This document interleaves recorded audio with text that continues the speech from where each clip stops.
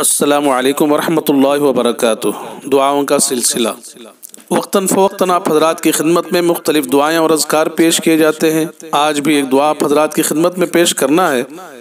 دعا کے پیش کرنے سے پہلے ایک اہم ہدایت گوش گزار فرما لیں کہ دعا کا فائدہ موقوف ہے فرائض اور واجبات کے ساتھ ساتھ گناہوں کے چھوڑنے پر۔ لہذا اگر کوئی گناہ بھی کرتا ہے اور وظائف بھی پڑھتا رہے تو وظائف کی پوری برکات اسے مل نہیں سکتی۔ وظائف اور طاعت کی مثال وٹامن سی کی گولی ہے اور گناہوں کی مثال زہر کی سی ہے۔ لہذا اگر کوئی 500 پاور کی وٹامن سی کی گولی استعمال کرے اور 1000 پاور کا زہر کھائے تو زہر ہی کا اثر غالب رہے گا۔ اس لیے ضروری ہے کہ دعاؤں کا اہتمام کرنے کے ساتھ ساتھ ہم گناہوں سے بچنے کا بھی اہتمام کریں۔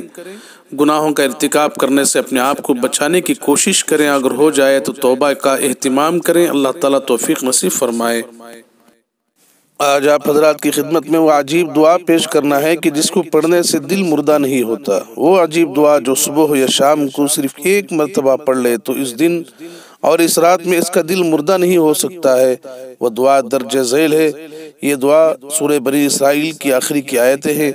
بسم اللہ الرحمن الرحیم قل ادعوا اللہ او ادعوا الرحمن ایما تدعوا فلہ الاسماء الحسنى ولا تجہر بصلاتک ولا تخافت بها وابتغ بین ذلك سبیلا وقل الحمد للہ الذی لم يتخذ ولدا ولم يكن له شریک فی الملک ولم يكن له ولی من الذل وکبرہ تکبیرا۔